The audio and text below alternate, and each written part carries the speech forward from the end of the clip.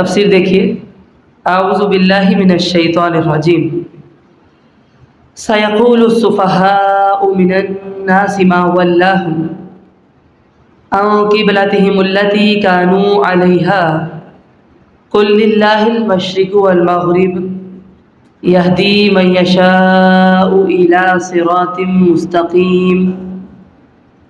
ان قریب لوگوں میں سے بے وقوف کہیں گے کہ کس چیز نے انہیں ان کے اس قبلہ سے پھیر دیا جس پر وہ تھے۔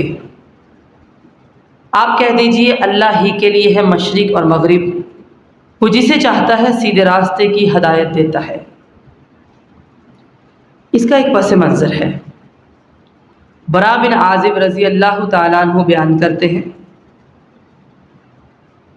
کہ رسول اللہ صلی اللہ علیہ وسلم ہجرت کر کے مدینہ پہنچے تو 16 یا 17 ماہ تک بیت المقدس کی طرف منہ کر کے نماز پڑھتے رہے۔ پھر آپ کو بیت اللہ کی طرف منہ کرنے کا حکم ہوا۔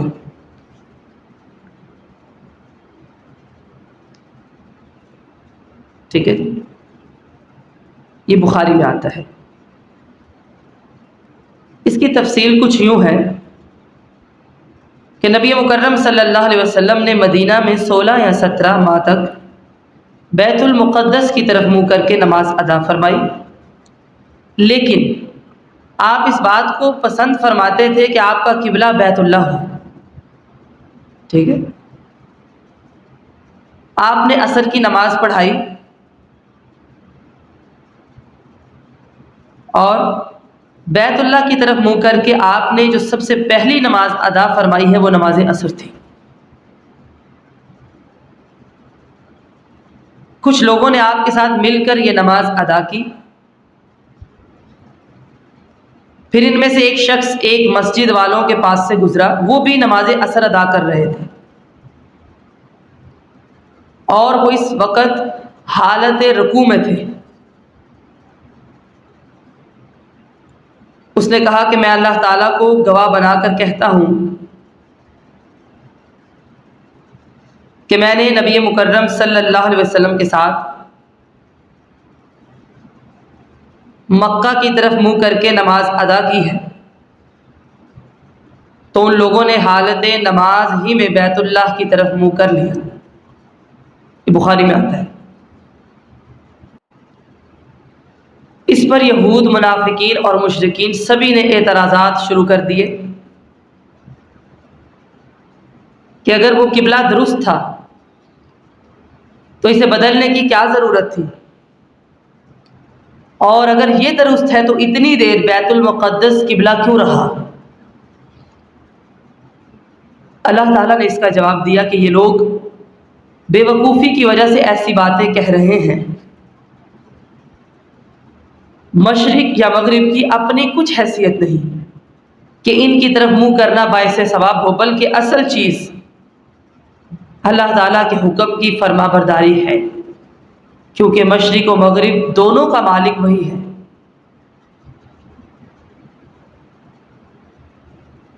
وہ جب چاہے جدھر چاہے منہ کر کے نماز پڑھنے کا حکم دے سکتا ہے۔ تمہارا کام حکم ماننا ہے، کیونکہ صراط مستقیم وہی ہے جس کا وہ حکم دے، مگر اس پر چلنے کی توفیق وہ جسے چاہے دیتا ہے۔ جو توفیق سے محروم ہے وہ بے وقوفی سے بیکار باتیں بناتے رہتے ہیں۔ سورۃ البقرہ آیت نمبر 177 میں آتا ہے نا، لیس البر ان تولوا وجوہکم قبل المشرق والمغرب، کہ نیکی یہ نہیں ہے صرف کہ مشرق کی طرف منہ کرنا ہے یا مغرب کی طرف۔ پھر اس آیت کریمہ میں بتایا گیا ہے کہ نیکی کیا ہے۔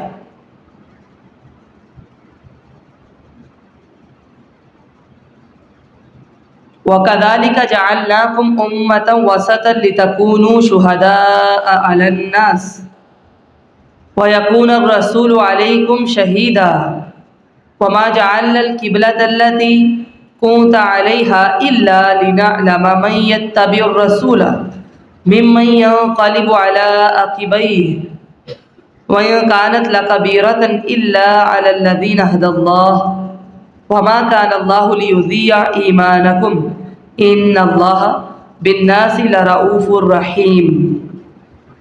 اور جیسے تمہیں ہدایت دی اسی طرح ہم نے تمہیں افضل امت بنایا تاکہ تم لوگوں پر گواہ رہو اور رسول تم پر گواہ رہے۔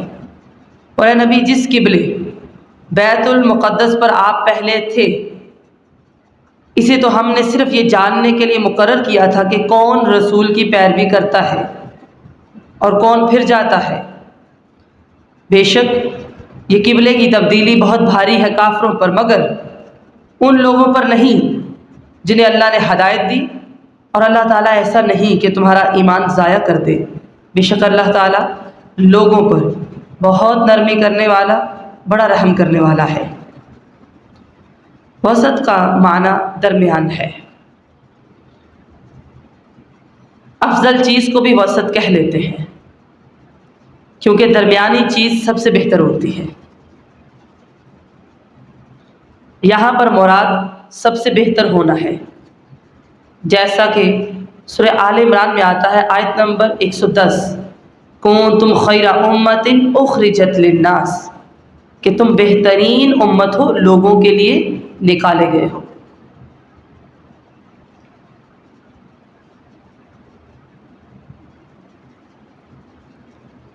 حضرت ابو سعید خدری نے نبی مکرم صلی اللہ علیہ وسلم سے اس کا معنی یہاں پر عدل روایت کیا ہے۔ عدل بخاری کی حدیث ہے۔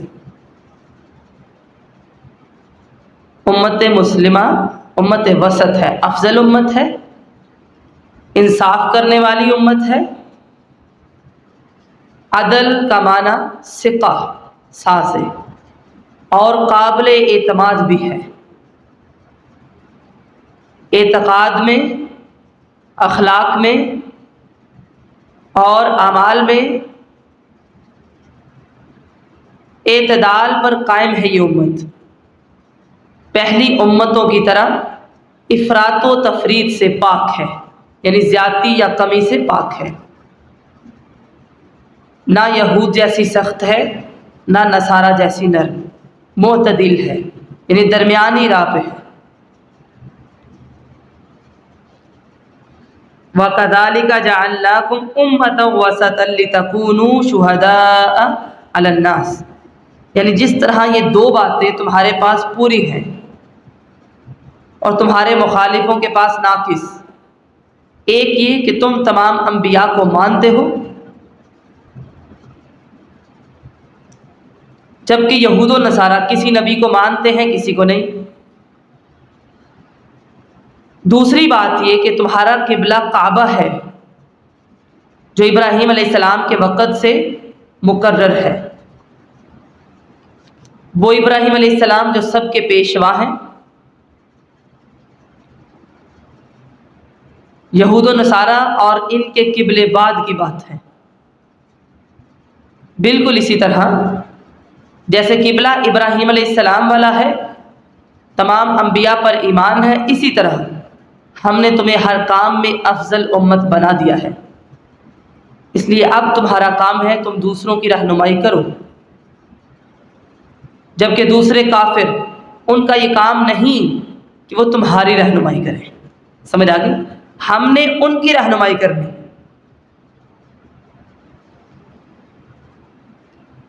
لِتَكُونُوا شُهَدَاءَ عَلَى النَّاسِ، اس سے تین طرح کی شہادت مراد ہے۔ پہلی یہ کہ رسول اللہ صلی اللہ علیہ وسلم شہادت دیں گے کہ انہوں نے صحابہ کرام تک پیغام حق پہنچا دیا۔ صحابہ، تابعین پر اور اسی طرح امت کا ہر طبقہ آنے والوں پر یہ شہادت دے گا کہ اس نے حق پہنچایا ہے۔ اسی لیے یہ امت افضل قرار پائی ہے کہ لوگوں کو نیکی کا حکم دیتے ہیں اور برائی سے منع کرتے ہیں۔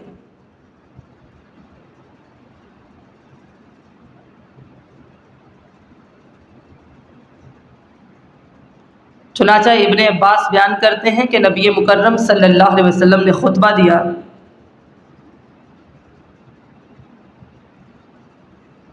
اے لوگو، تم اللہ کے سامنے ننگے پاؤں، ننگے جسم اور بغیر ختنہ کے اکٹھے کیے جانے والے ہو۔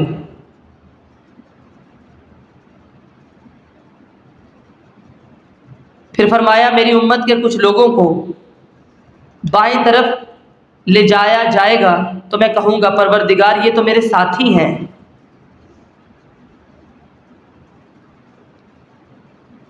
تو کہا جائے گا آپ نہیں جانتے انہوں نے آپ کے بعد کیا نیا کام کیا تھا دین میں، تو میں کہوں گا جیسے عیسیٰ علیہ السلام نے کہا تھا، سورۃ المائدہ آیت نمبر 117، کیا کہا تھا؟ وَكُنْتُ عَلَيْهِمْ شَهِيدًا مَا دُمْتُ فِيهِمْ، کہ میں ان پر گواہ تھا جب تک میں ان میں رہا۔ فَلَمَّا تَوَفَّيْتَنِي كُنْتَ أَنْتَ الرَّقِيبُ عَلَيْهِمْ، فَلَمَّا تَوَفَّيْتَنِي كُنْتَ أَنْتَ الرَّقِيبُ عَلَيْهِمْ، پھر جب تو نے مجھے اٹھا لیا تو تو ہی ان پر نگران تھا، پھر مجھے نہیں پتا۔ وَأَنْتَ عَلَىٰ كُلِّ شَيْءٍ شَهِيدٌ، اور تو ہر چیز پر گواہ ہے۔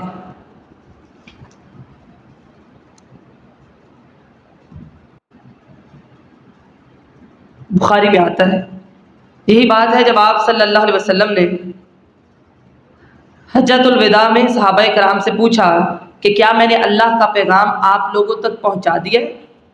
تو سب نے کہا بے شک آپ نے پہنچا دیا ہے، یہ ہے گواہی۔ اب ہم میں سے ہر ایک کا فرض ہے کہ وہ یہ پیغام آنے والوں تک پہنچائے، تبھی وہ ان پر شہادت دے سکے گا، ہم سب پر یہ لازم ہے، اور تبھی وہ امت وسط کہلانے کا حقدار ہوگا۔ جو امت مسلمہ کی تمام گمراہی دیکھ کر خاموش رہے وہ گواہ نہیں بنے گا۔ ٹھیک ہے جی، پہلی تو یہ شہادت کی قسم میں نے بیان کی ہے۔ دوسری وہ شہادت ہے جو امت مسلمہ اللہ تعالیٰ کی کتاب کے خبر دینے کی بنا پر پہلی تمام امتوں پر دے گی۔ دیکھیں نا، ہم نے پہلے انبیاء دیکھے تو نہیں، لیکن ان کے بارے میں ہم پڑھتے ہیں کہ ان کے انبیاء نے اللہ کے احکام ان تک پہنچا دیے تھے۔ ہم پڑھتے ہیں نا بنی اسرائیل کے بارے میں، قوم شعیب کے بارے میں، قوم لوط کے بارے میں، سمجھ رہے ہیں بات کو؟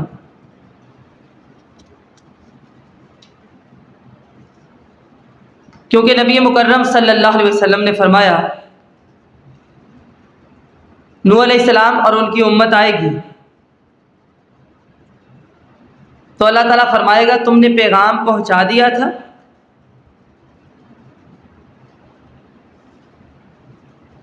جیسے کہ حدیث میں آتا ہے کہ قیامت کے دن نوح علیہ السلام کو بلایا جائے گا، یدعا نوح یوم القیامت، اور ان سے کہا جائے گا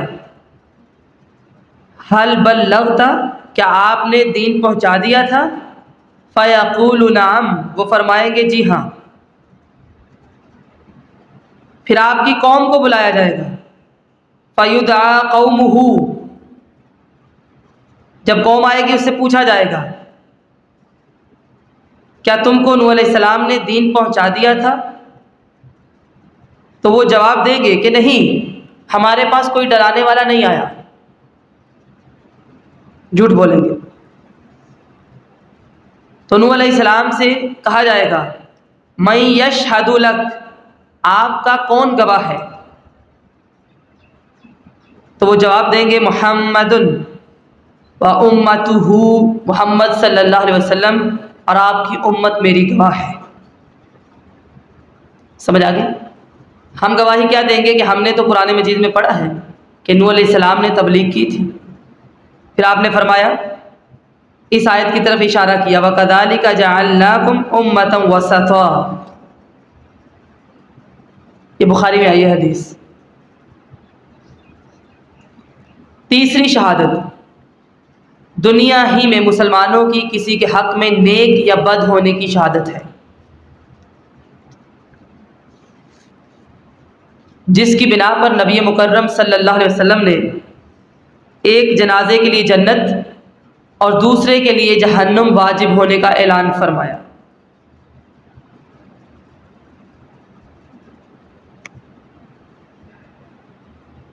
مسند احمد کے اندر حدیث آتی ہے کہ نبی مکرم صلی اللہ علیہ وسلم نے فرمایا، جس مسلمان کے بارے میں 4 آدمی خیر کی گواہی دے دیں، ایما مسلم شاہد لہ 4 بخیر، نتیجہ کیا ہوگا؟ ادخلہ اللہ الجنہ، اللہ تعالیٰ اسے جنت میں داخل فرما دے گا۔ فقلنا، صحابہ کرام کہتے ہیں ہم نے عرض کیا، وثلاثۃ، اگر گواہ 3 ہوں، تو آپ صلی اللہ علیہ وسلم نے فرمایا 3 کی گواہی سے بھی۔ صحابہ کرام کہتے ہیں پھر ہم نے عرض کیا،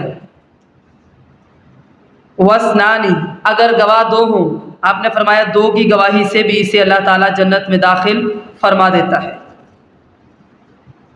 پھر اس کے بعد 1 آدمی کی گواہی کے بارے میں ہم نے آپ سے سوال نہیں کیا۔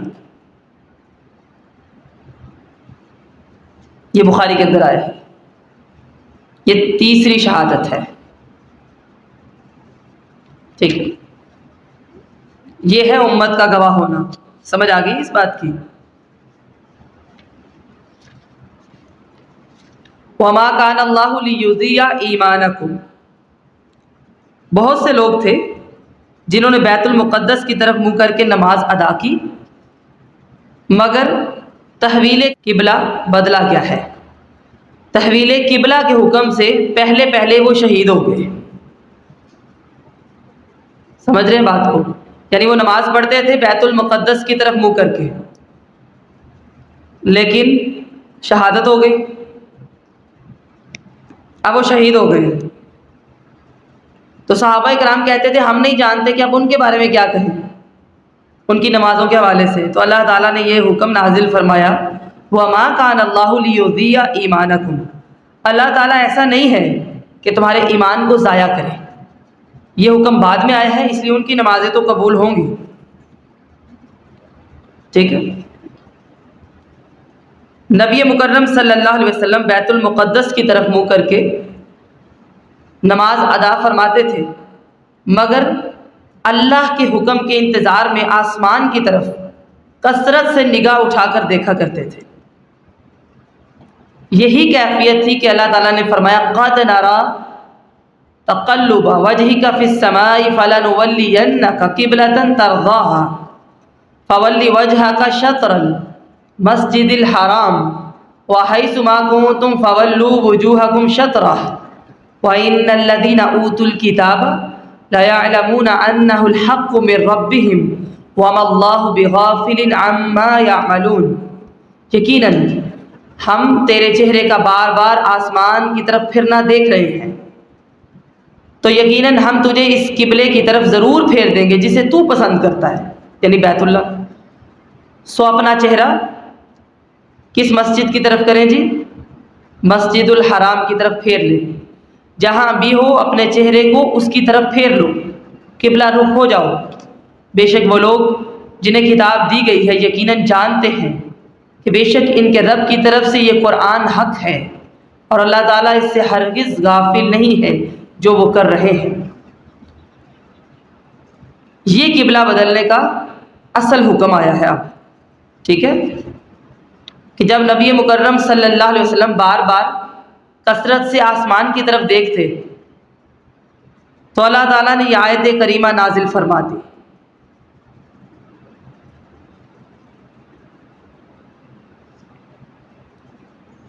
یہ حکم نازل فرما دیا، کیونکہ آپ صلی اللہ علیہ وسلم کو بیت اللہ کا قبلہ ہونا اس قدر پسند تھا کہ اس کے بدلنے کی امید میں، یعنی قبلہ بدلنے کی امید میں بار بار آسمان کی طرف دیکھتے تھے، ٹھیک ہے۔ واضح رہے کہ بیت المقدس شام میں ہے اور یہ مدینہ سے شمال کی طرف ہے، جبکہ بیت اللہ اس کے بالکل مخالف جنوب کی طرف ہے۔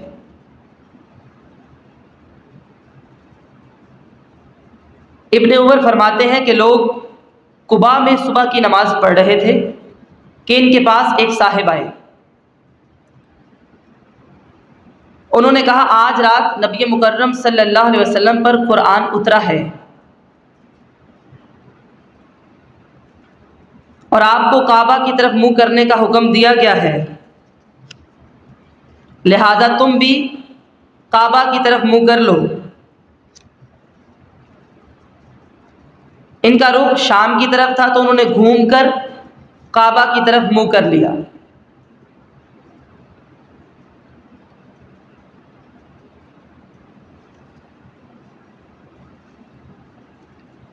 اس سے صحابہ کرام کا حدیث اور قرآن پر ایک واضح عمل ثابت ہوتا ہے کہ جب ایک معتبر آدمی نے آ کے خبر دی حدیث رسول کی، قرآن کریم کے ثبوت کے لیے ایک معتبر آدمی کی خبر یعنی خبر واحد پر اعتماد کیا انہوں نے. اس لیے حدیث کسی ایک بھی صحابی نے بیان کی ہو، صحیح ہے تو وہ صحیح ہے، اس پر فوری عمل ثابت ہوتا ہے. صحابہ کرام کا یہ ایمان تھا ان کا. بعض لوگ حدیث کو خبر واحد کہہ کے رد کر دیتے ہیں، انہیں غور کرنا چاہیے.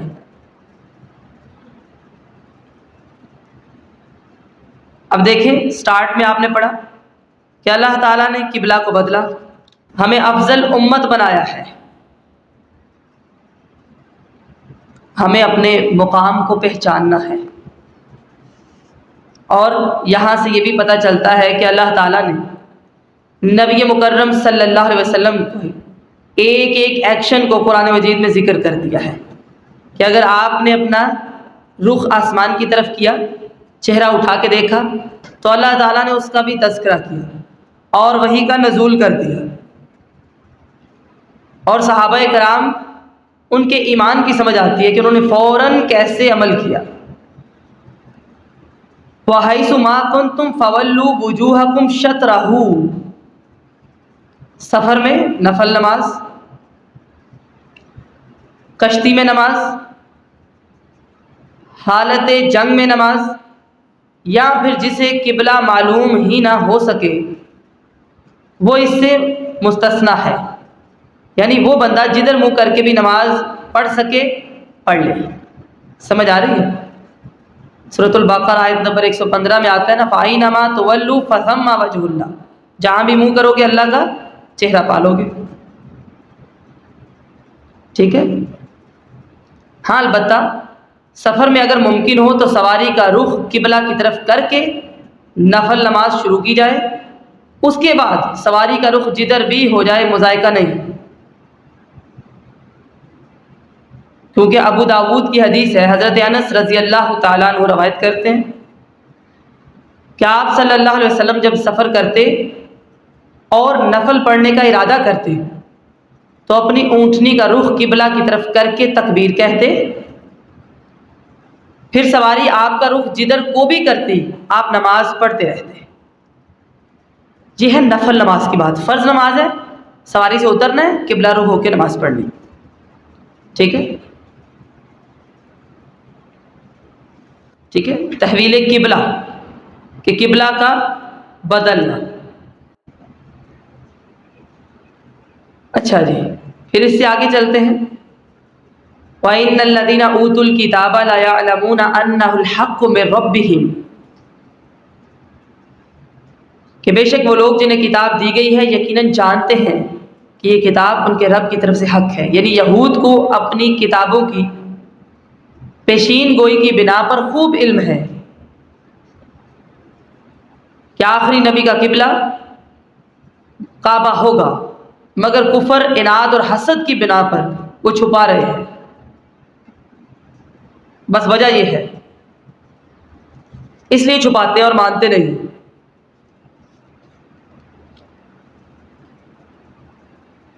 حضرت عائشہ بیان کرتی ہیں کہ نبی مکرم صلی اللہ علیہ وسلم نے فرمایا، یہ لوگ یعنی اہل کتاب ہم پر کسی چیز پر اتنا حسد نہیں کرتے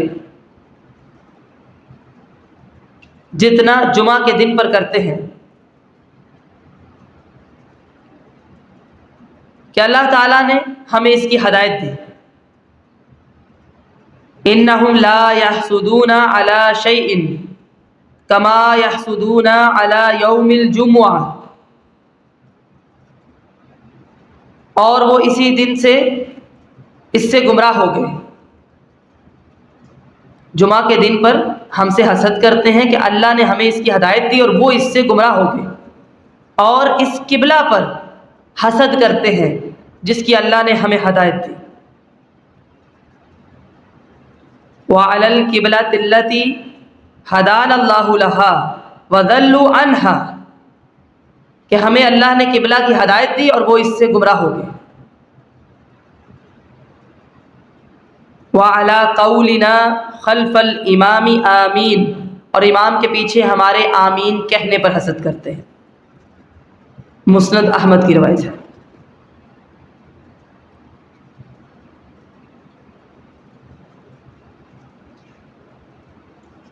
وَلَئِنْ أَتَيْتَ الَّذِينَ أُوتُوا الْكِتَابَ بِكُلِّ آيَةٍ مَا تَبِعُوا قِبْلَتَكَ وَمَا أَنْتَ بِتَابِعٍ قِبْلَتَهُمْ وَمَا بَعْضُهُمْ بِتَابِعٍ قِبْلَةَ بَعْضٍ وَلَئِنِ اتَّبَعْتَ أَهْوَاءَهُمْ مِنْ بَعْدِ مَا جَاءَكَ مِنَ الْعِلْمِ إِنَّكَ إِذًا لَمِنَ الظَّالِمِينَ.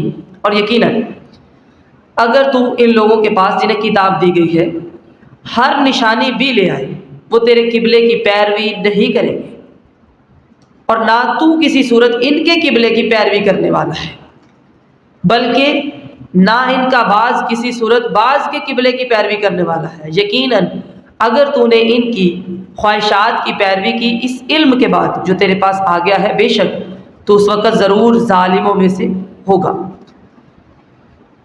یعنی وہ کعبہ کے قبلہ ہونے کو خوب جانتے ہیں، مگر اناد اس قدر بڑھ گیا ہے کہ وہ قبلہ کو تسلیم نہیں کریں گے.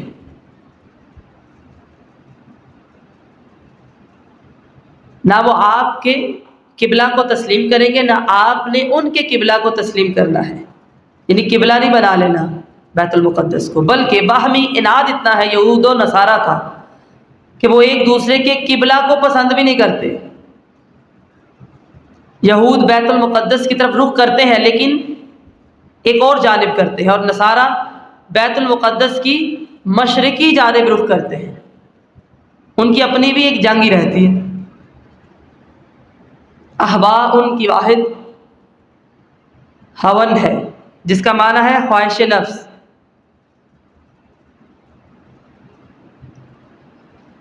انسانی خواہشات کی پیروی آپ نے نہیں کرنی. نبی مکرم صلی اللہ علیہ وسلم کے ساتھ ساتھ اصل میں یہ ہمیں کہا گیا ہے،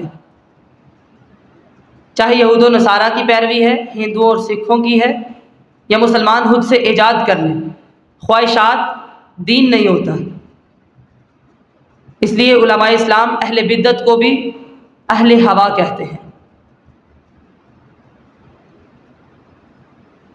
اگرچہ خطاب آپ صلی اللہ علیہ وسلم کو ہے، مگر مراد امت ہے. علماء اور عوام سب اس میں شامل ہیں،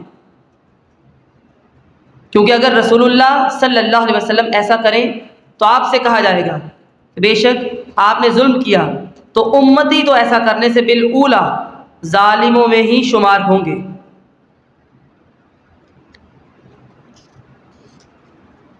پھر بتائیے ان کا حال کیا ہوگا جو منع کرنے کی بجائے مزید بدعات میں اضافہ کرتے ہیں اور ان کاموں کو باعث ثواب قرار دیتے ہیں.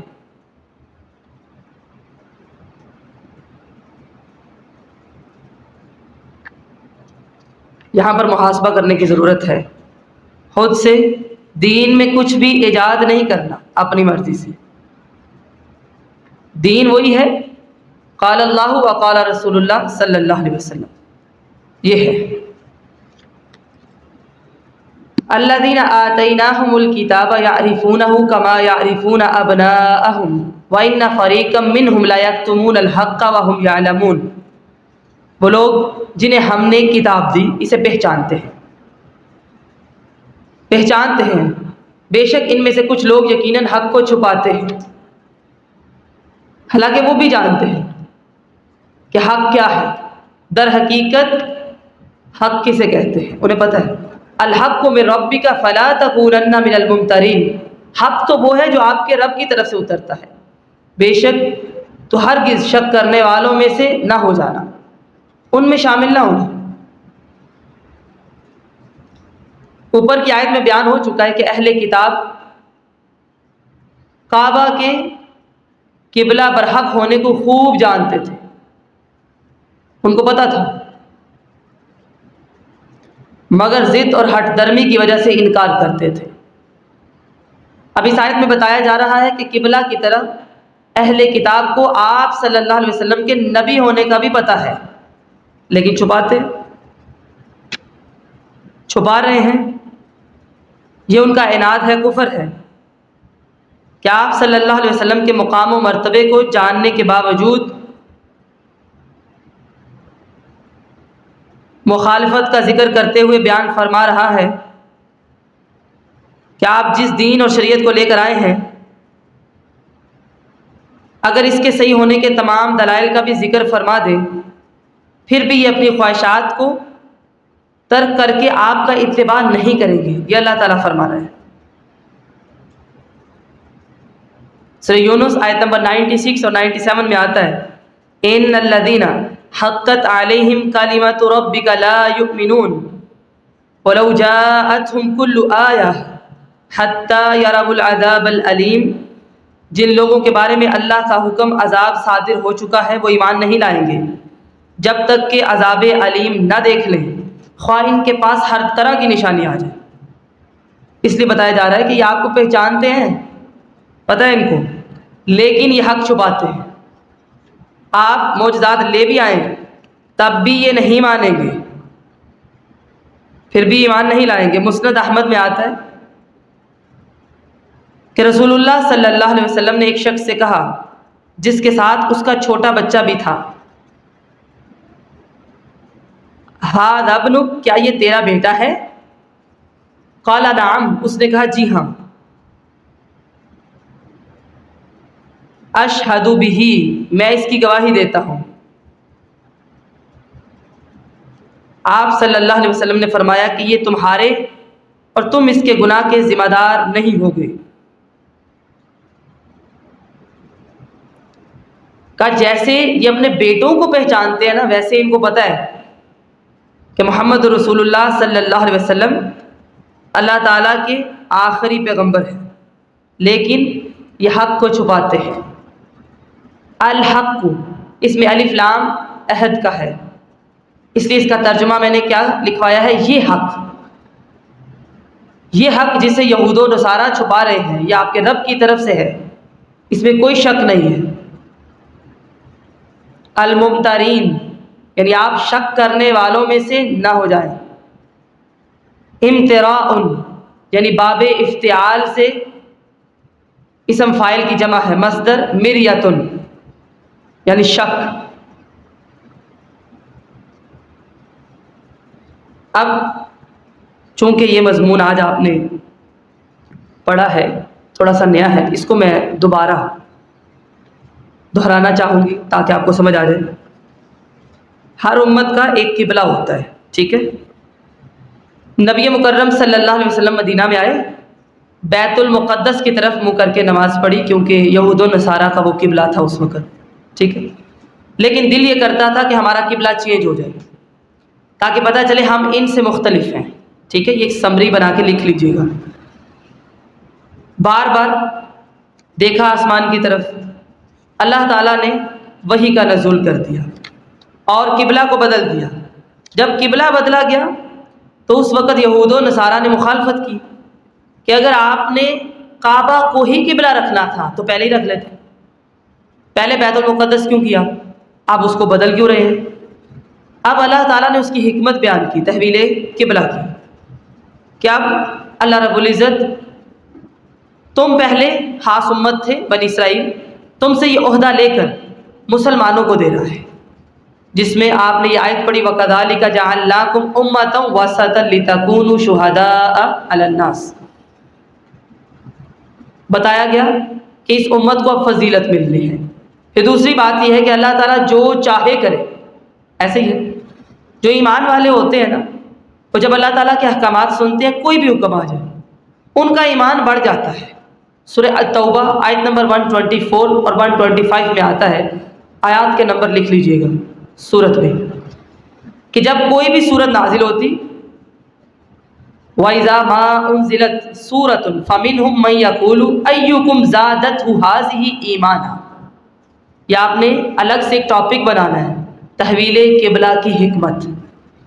جب کوئی سورت نازل ہوتی، بعض منافق مذاق کرتے اور پوچھتے کہ اس سورت نے تم میں سے کس کا ایمان زیادہ کیا ہے، بھئی کیا مل گیا تمہیں اس سورت سے، ایسے پوچھتے۔ فَأَمَّا الَّذِينَ آمَنُوا فَزَادَتْهُمْ إِيمَانًا، جو ایمان والے ہیں سورت سے ان کا ایمان بڑھ جاتا ہے۔ وَهُمْ يَسْتَبْشِرُونَ، وہ خوش ہوتے ہیں۔ جبکہ جو ظالم ہے وہ مزید ظلم میں گرفتار ہوتے ہیں۔ سورہ بنی اسرائیل آیت نمبر 82، وَلَا يَزِيدُ الظَّالِمِينَ إِلَّا خَسَارًا، کہ قرآن اللہ تعالیٰ نے شفا کے طور پر نازل کیا، مومنوں کے لیے رحمت ہے، لیکن ظالموں کو یہ خسارے میں زیادہ کرتا ہے۔ اللہ تعالیٰ نے دیکھنا کیا تھا، کون ہے جو نبی کی پیروی کرتا ہے اور کون ہے جو پھر جاتا ہے، کون ہے جو اس مسئلے کے بعد آپ صلی اللہ علیہ وسلم کی اتباع پر ثابت قدم رہتا ہے۔ ہمارے لیے بھی یہ پیغام ہے، کوئی بھی حکم آئے ہم کیا کرتے ہیں، ثابت قدم رہتے ہیں، اتباع کرتے ہیں،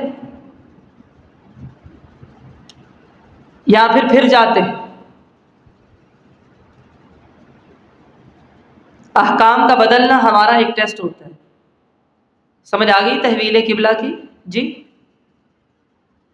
پھر صحابہ کرام پریشان ہوئے کہ وہ صحابی جنہوں نے بیت المقدس کی طرف رخ کر کے تو نماز پڑھی لیکن بعد میں شہید ہو گئے، اس وقت انہوں نے کعبہ کی طرف رخ نہیں کیا، ان کا معاملہ کیا ہے؟ تو اللہ تعالیٰ نے یہ آیت نازل فرمائی کہ اللہ تعالیٰ ان کا ایمان ضائع نہیں کرے گا، کیونکہ اللہ تعالیٰ کو اپنے بندوں سے بہت محبت ہے۔ صحیح حدیث میں ہے کہ نبی مکرم صلی اللہ علیہ وسلم نے ایک ایسی قیدی عورت کو دیکھا جس کا بچہ اس سے جدا ہو گیا تھا۔ وہ قیدیوں میں سے جس بھی بچے کو دیکھتی اس کو پکڑ کر اپنے گلے لگا لیتی۔ بچے کو ڈھونڈتے ڈھونڈتے جب اس نے تلاش کر لیا تو اسے گلے لگا لیا اور اس کو دودھ دیا۔ یہ دیکھ کر رسول اللہ صلی اللہ علیہ وسلم نے فرمایا، صحیح بخاری میں آتا ہے، تمہارا کیا خیال ہے کہ یہ عورت اپنے بیٹے کو آگ میں ڈال سکتی ہے؟ صحابہ کرام نے عرض کی، نہیں۔ اے اللہ کے رسول صلی اللہ علیہ وسلم، اور وہ اسے نہ پھینکنے پر قدرت بھی رکھتی ہے؟ تو آپ نے فرمایا، اللہ کی قسم، جس قدر یہ عورت اپنے بچے کے لیے رحم دل ہے، اللہ اس سے بھی بڑھ کر اپنے بندوں پر رحم کرنے والا ہے۔ لیکن کن کے لیے؟ جن کو پتہ ہی نہیں تھا، ٹھیک ہے، جن کو پتہ چل گیا، اب انہوں نے قبلہ چینج کیا، کعبہ کی طرف رخ کیا۔ فرض نماز پڑھنی ہے، لازم ہے، سفر میں ہے، سواری سے اتری ہے، قبلہ رخ ہو کے نماز پڑھیں، ہر حال میں نماز پڑھنی ہے، نماز کی معافی نہیں۔ اور اگر نفل نماز ہے، سواری کا رخ کر لیں آپ قبلہ کی طرف، اس کے بعد سواری جہاں بھی جائے، کوئی مسئلہ نہیں، ٹھیک ہے۔ اور پھر اللہ تعالیٰ نے بتایا کہ یہ آپ کے قبلے کی پیروی نہیں کرتے، یہ آپس میں ایک دوسرے کے قبلے کی پیروی کوئی نہیں کرتے، یہ آپ کو پہچانتے ہیں، ان کو پتہ ہے کہ آپ حق ہیں، جیسے ہی اپنے بیٹوں کو پہچانتے ہیں، لیکن اس کے باوجود یہ ایمان نہیں لاتے۔ لہٰذا ہمارے لیے پیغام یہ ہے کہ ہم شک نہیں کریں۔ سمجھ آ گئی تحویل قبلہ کی حکمت؟ اس سے آپ نے کیا سیکھا؟ 3 نکات لکھ کے لائیے گا۔